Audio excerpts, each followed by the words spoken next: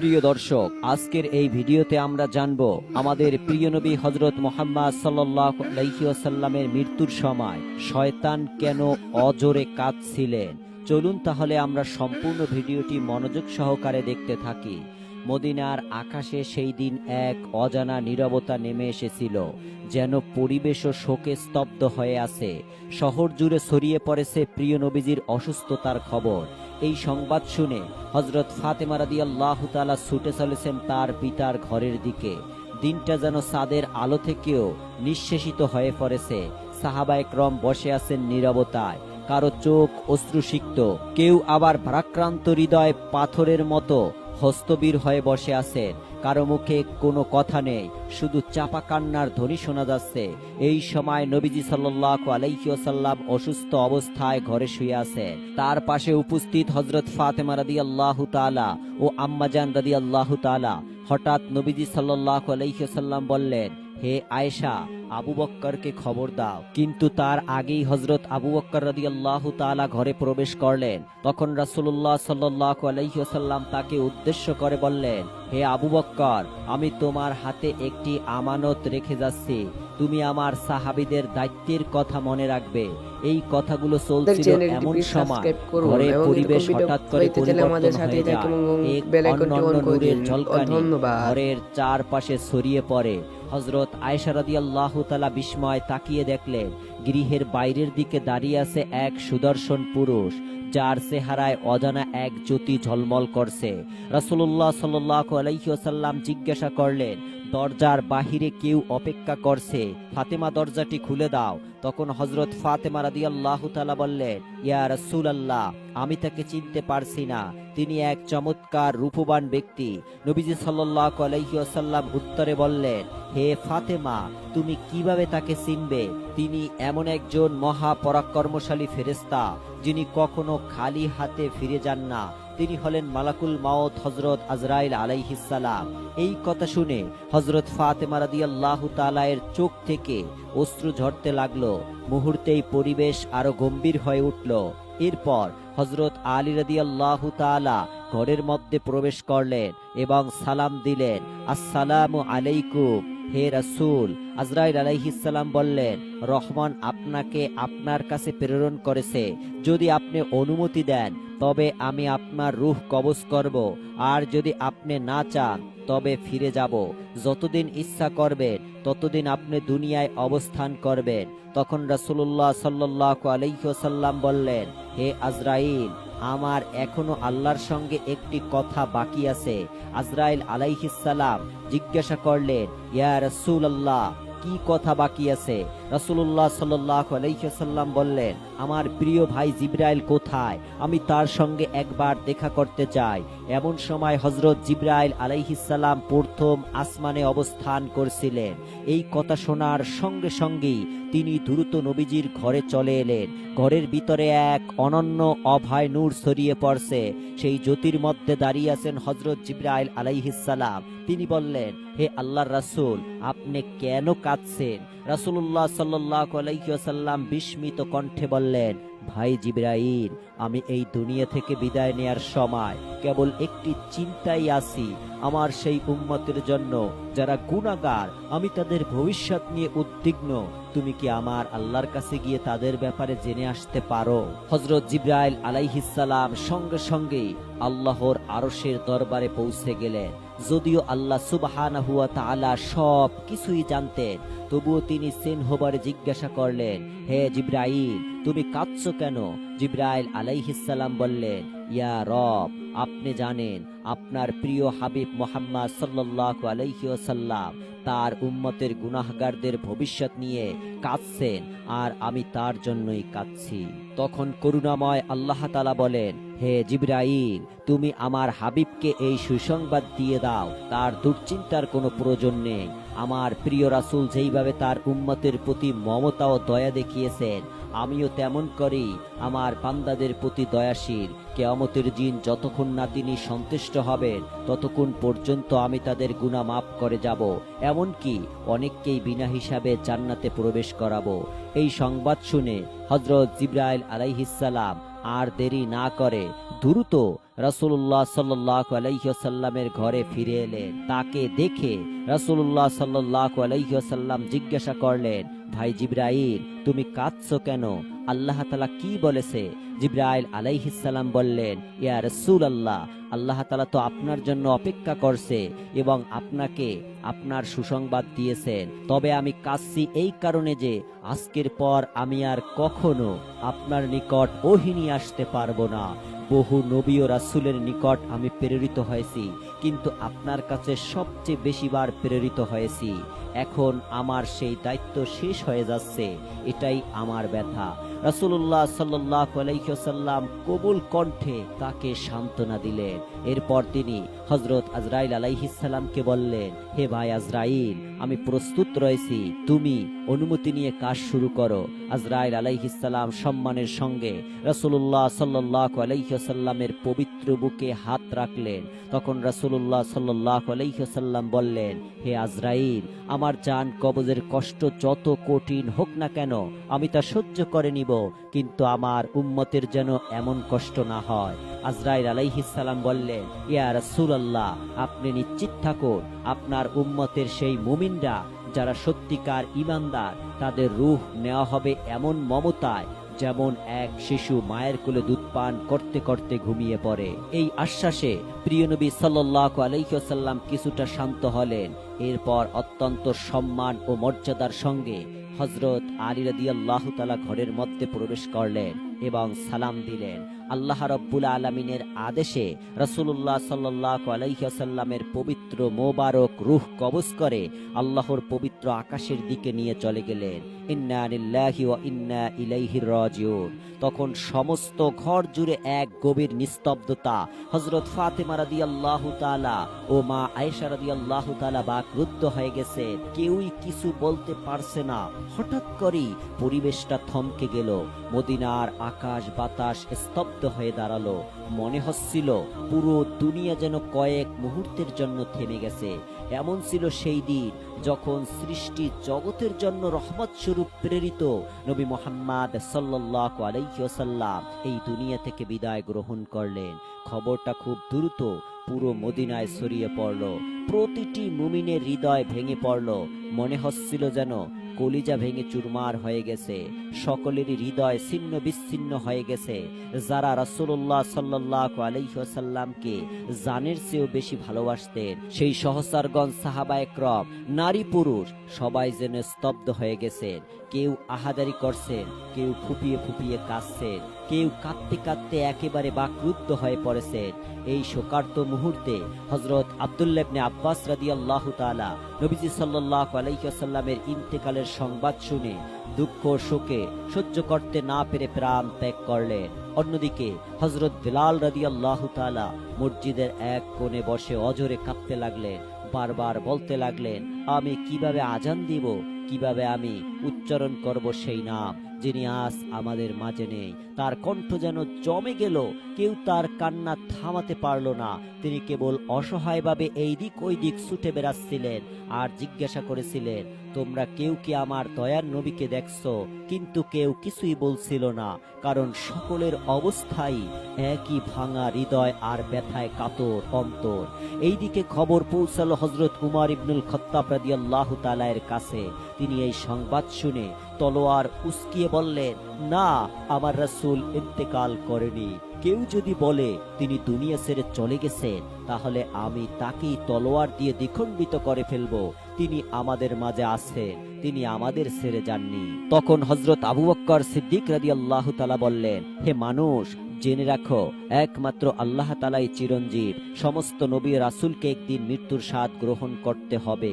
হয়েছে, আজ আমাদের প্রিয় রাসূল সেই স্বাদ গ্রহণ করেছেন, কিন্তু তিনি মারা যাননি। তিনি বেঁচে আছেন তার দাওয়াতে, তার চরিত্রে এবং আমাদের অন্তরের গভীরে। এরপর সবাই গলায় কান্না চেপে আবার ফুপিয়ে ফুপিয়ে কাঁদতে লাগলেন। মদিনার বাতাস কান্নার সুরে ভারী হয়ে উঠল। শহরের অলিতে গলিতে প্রতিধ্বনিত হচ্ছিল মানুষের হাহাকার।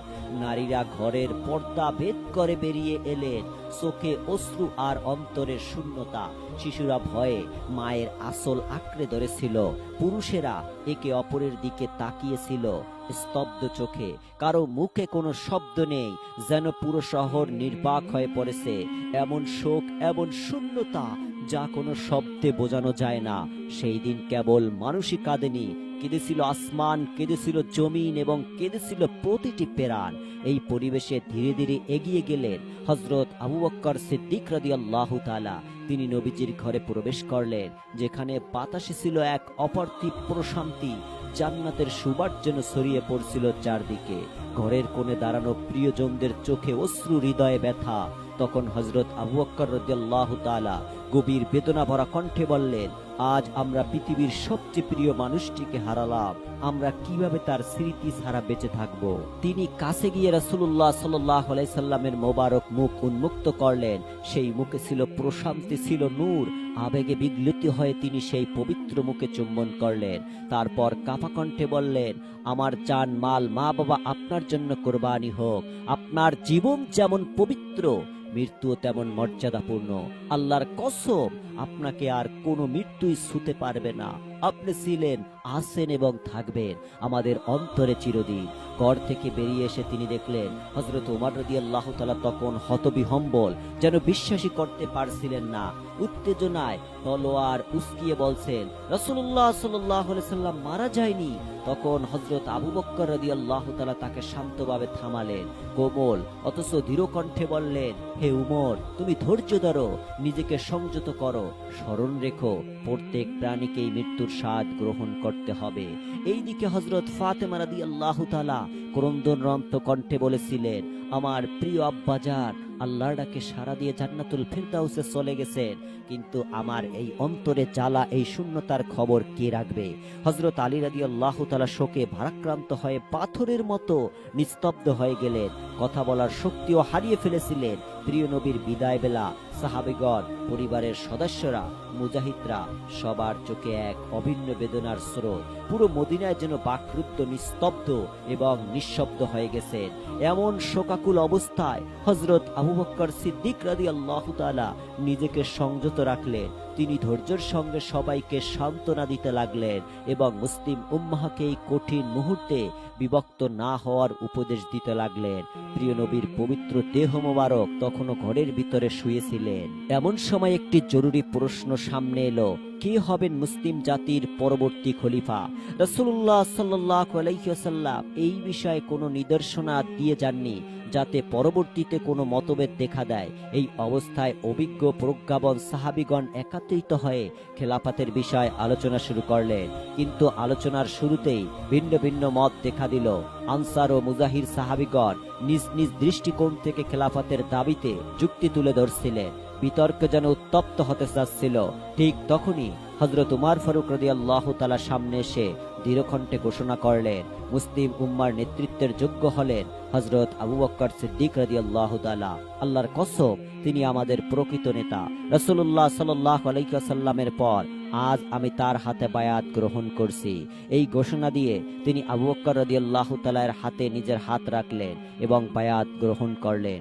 এরপর থেকে একে অন্য সাহাবীরাও তার পদাঙ্ক অনুসরণ করে আবু বকর রাদিয়াল্লাহু তাআলার হাতে হাত রেখে বায়াত গ্রহণ করলেন। অবশেষে মুসলিম উম্মাহ এই ঐক্যমতে পৌঁছালো, প্রিয় নবীর পরে আবু বকর রাদিয়াল্লাহু তাআলা হবেন প্রথম খলিফা। এরপর শুরু হলো প্রিয় নবীর দাফন ও কাফনের প্রস্তুতি। রাসূলুল্লাহ সাল্লাল্লাহু আলাইহি ওয়াসাল্লামের ঘরেই তার গোসলের ব্যবস্থা করা হলো। কিছু সাহাবী এই পবিত্র দায়িত্ব পালনের জন্য এগিয়ে এলেন। তখন তারা বলেছিলেন, আল্লাহর কসম, নবীজির দেহ মোবারক থেকে এমন সুবাস ছড়াচ্ছিল যা দুনিয়ার কোনো সুগন্ধিতর সঙ্গে তুলনা নয়। তখন আমাদের মনে হচ্ছিল যেন জান্নাতের ঘেরান ঘর ভরে গেছে। এ সময় এক সাহাবী অনুরোধ করে বললেন, আমি কি এই পবিত্র কাজে অংশ হতে পারি? হযরত উসামা ইবনে যায়েদ রাদিয়াল্লাহু তাআলা পানি এনে দিতেই তিনি গভীর বেদনায় বলে উঠেন, হে আল্লাহর রাসূল, আপনার এই বিদায় আমাদের এমন কিছু থেকে বঞ্চিত করলো যা আর কখনো ফিরে পাওয়া যাবে না। আজ ওহির দরজা চিরতরে বন্ধ হয়ে গেল। আজকের দিনটা গোটা মানব জাতির জন্য সবচেয়ে গভীর শোকের দিন। হযরত আলী রাদিয়াল্লাহু তাআলা, হযরত আব্বাস রাদিয়াল্লাহু তাআলা রাসূল সাল্লাল্লাহু আলাইহি সাল্লামের পবিত্র দেহ মোবারকে গোসল করানোর কাজ শুরু করলেন এবং হৃদয় বিদারক মুহূর্তে হযরত আলী রাদিয়াল্লাহু তাআলা চোখের পানি ধরে রাখতে পারলেন না। তার চোখ দিয়ে অবিরাম অশ্রু ঝরছিল, হৃদয় শোকে ভরে গিয়েছিল। তিনি বলেছিলেন, আমি কিভাবে গোসল করাবো সেই মানুষকে যিনি ছিলেন সৃষ্টির শ্রেষ্ঠতম, সবচেয়ে পবিত্র। ইয়া রাসূলুল্লাহ, আপনার দেহ মোবারকের মতো সুবাস আমি আর কখনো অনুভব করিনি। সাহাবীগণ অত্যন্ত সম্মান ও ভালোবাসার সঙ্গে গোসলের কার্য সম্পাদন করলেন। গোসল শেষে নবীর জন্য 3টি কাপড়ের ব্যবস্থা করা হলো, কিন্তু এরপরে সাহাবীদের মধ্যে দাফনের স্থান নিয়ে মতভেদ দেখা দিল। কেউ প্রস্তাব করলেন উহুদের শহীদের পাশে দাফন করা হোক, আবার কেউ জান্নাতুল বাকির কবরস্থানে দাফনের প্রস্তাব দিলেন। এমন বিভ্রান্তির মধ্যে হযরত আবু বকর সিদ্দিক রাদিয়াল্লাহু তাআলা একটি গুরুত্বপূর্ণ হাদিস স্মরণ করিয়ে দিলেন। নবীজি সাল্লাল্লাহু আলাইহি সাল্লাম বলেছেন, নবীকে সেখানেই দাফন করা উচিত যেখানে তিনি ইন্তেকাল করেছেন। আর তিনি আরো বলেছেন, যেন তাকে এমন স্থানে দাফন করা হয় যেখানে মসজিদ বানানো না হয়। এই নিদর্শনার ভিত্তিতে নবীজির দাফনের স্থান নির্ধারিত করা হলো হযরত আয়েশা রাদিয়াল্লাহু তাআলার ঘরেই, যেখানে তিনি ইন্তেকাল করেছিলেন। এরপর সামনে আসে আরো একটি প্রশ্ন, নবীজির জানাজায় যার পেছনে সাহাবারা সব সময় নামাজ পড়ছেন, তার জানাজায় কে ইমামতি করবেন? পরামর্শক্রমে ঠিক হলো কেউ নির্দিষ্টভাবে ইমাম হবে না, বরং সাহাবারা পর্যায়ক্রমে দলে দলে জানাজা পড়বেন। প্রথম নবীজির পরিবার জানাজা অংশ নিলেন, এরপর মুজাহিদগণ, তারপর আনসারগণ এবং মদিনার সাধারণ মানুষজন। এভাবেই সবাই ভালোবাসা ও শ্রদ্ধার সঙ্গে জানাজা সম্পন্ন করলেন। জানাজা নামাজ শেষ হবার অনেকক্ষণ পর রহমাতুল লিল আলামিন মুহাম্মদুর রাসূলুল্লাহ সাল্লাল্লাহু আলাইহি সাল্লামের পবিত্র দেহ মোবারক দাফন করা হয় এবং তিনি চিরদিনের জন্য মানুষের দৃষ্টির আড়ালে চলে যান। এরপর হযরত ফাতেমা রাদিয়াল্লাহু তাআলা এসে রাসূলুল্লাহ সাল্লাল্লাহু আলাইহি সাল্লামের কবর মোবারকের স্থানে উপস্থিত হলেন। তিনি মাটি ছুঁয়ে কান্নায় ভেঙে পড়লেন, বললেন, আব্বাজান, আপনি তো চলে গেলেন আমাদের এতিম করে। আজ মদিনা এত নিঃশব্দ কেন? কেন বাতাসে আর আপনার কোমল কণ্ঠস্বর শোনা যায় না? বুক ভরা কষ্ট নিয়ে তিনি আর্তনাদ করে বললেন, ইয়া রাসূলুল্লাহ, আপনি তো বলেছিলেন আমরা জান্নাতে একত্রিত হব, কিন্তু আমি কিভাবে সেই সময় পর্যন্ত অপেক্ষা করব? এই পৃথিবী এখন আমার কাছে শুধুই শূন্যতা। এইদিকে হযরত বিলাল রাদিয়াল্লাহু তাআলা ছিলেন নিঃশব্দ বাকরুদ্ধ। তিনি মসজিদে নববীর এক কোণে স্থির হয়ে বসেছিলেন, যেন সময় থমকে গেছে।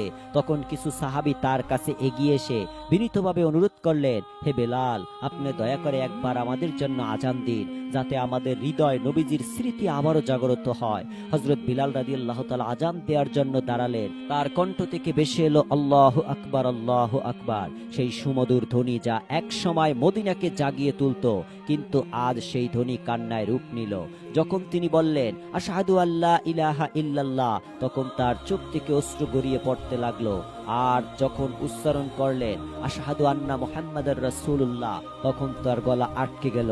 তিনি আর উচ্চারণ করতে পারলেন না, কান্নায় ভেঙে পড়লেন। মিনারের উপরে বসে তিনি হাউমাউ করে কাঁদতে লাগলেন। পুরো মদিনা যেন মুহূর্তে বিষণ্ণতায় ডুবে গেল।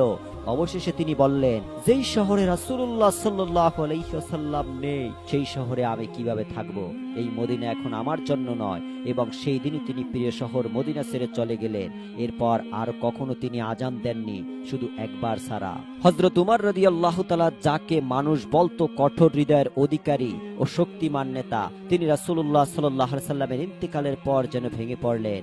একদিন তিনি রাস্তার পাশে নিঃসঙ্গভাবে বসেছিলেন, চুপি চুপি বলছিলেন, আমি যখন নবীর কবরের দিকে তাকাই, তখন মনে হয় তিনি যেন উঠে এসে বললেন, ও হে উমর, কেঁদো না, আমি তো আছি তোমাদের মাঝে। কিন্তু তিনি তো আর ফিরবেন না। সেই অমর উমর রাদিয়াল্লাহু তাআলা, যিনি কখনো কারো সামনে কাঁদতেন না, আজ রাস্তার ধারে বসে বসে একা একা কাঁদছেন। হযরত উমর রাদিয়াল্লাহু তাআলা একদিন দেখলেন যে শয়তান রাস্তার পাশে বসে অজরে কাঁদছিল। তখন হযরত উমর রাদিয়াল্লাহু তাআলা শয়তানকে জিজ্ঞাসা করলো, হে শয়তান, তুই কেন কাঁদছিস? তখন শয়তান বলল, আজ থেকে আর কখনো পৃথিবীতে এমন একজন মানব আসবে না যিনি মানুষের অন্ধকার হৃদয়কে ঈমানের আলোয় আলোকিত করবেন, যিনি আল্লাহ রাসূল হয়ে সৃষ্টির মুক্তির বার্তা এনেছিলেন। শয়তান জানতো এই মুহূর্তের পর মানুষ বিভ্রান্তিতে পড়বে, কিন্তু তার জন্য অপেক্ষা করছে কঠিন শাস্তি। তাই সে চিৎকার করে বলছিল, হায় আফসোস, যদি এই আখিরি জমানার নবী বেঁচে থাকতো আমি তাকে দ্বারা আমার সুপারিশ করাতাম। এভাবেই হযরত আবু বকর সিদ্দিক রাদিয়াল্লাহু তাআলার হৃদয় যেন শূন্য বিশূন্য হয়ে গেল। একদিন তিনি নবীর কবরের পাশে বসে কান্নাজড়িত কণ্ঠে বললেন, ইয়া রাসূলুল্লাহ, আমি তো সব সময় আপনার ছায়ায় ছিলাম, আপনার সঙ্গে এসেছি, আপনার সঙ্গে কেঁদেছি, কিন্তু আজ তো আপনি নেই, আমি একা হয়ে গিয়েছি, আমি কিভাবে বাঁচবো? রাসূলুল্লাহ সাল্লাল্লাহু আলাইহি সাল্লামের ইন্তেকালের পর হযরত আবু বকর রাদিয়াল্লাহু তাআলা মাত্র 2 বছর বেঁচে ছিলেন। তবে সেই 2 বছরই ছিল তার জীবনের সবচেয়ে ভারী সময়। প্রতিটা মুহূর্ত ছিল অপেক্ষায় আর বিরহের। অবশেষে হযরত আবু বকর রাদিয়াল্লাহু তাআলা ইন্তেকাল করলেন এবং রাসূলুল্লাহ সাল্লাল্লাহু আলাইহি সাল্লামের কবর মোবারকের ঠিক পাশেই তাকে দাফন করা হলো। তখন মদিনার আকাশ যেন আরেকবার কান্নায় ভেঙে পড়ল। বাতাসে যেন ভেসে বেড়াচ্ছিল বিদায়ের দীর্ঘশ্বাস। হযরত মুহাম্মদ সাল্লাল্লাহু আলাইহি সাল্লাম ছিলেন দয়ার সাগর, মায়ার নবী। তার উম্মতের প্রতি ভালোবাসা ছিল সীমাহীন। তিনি কাঁদতেন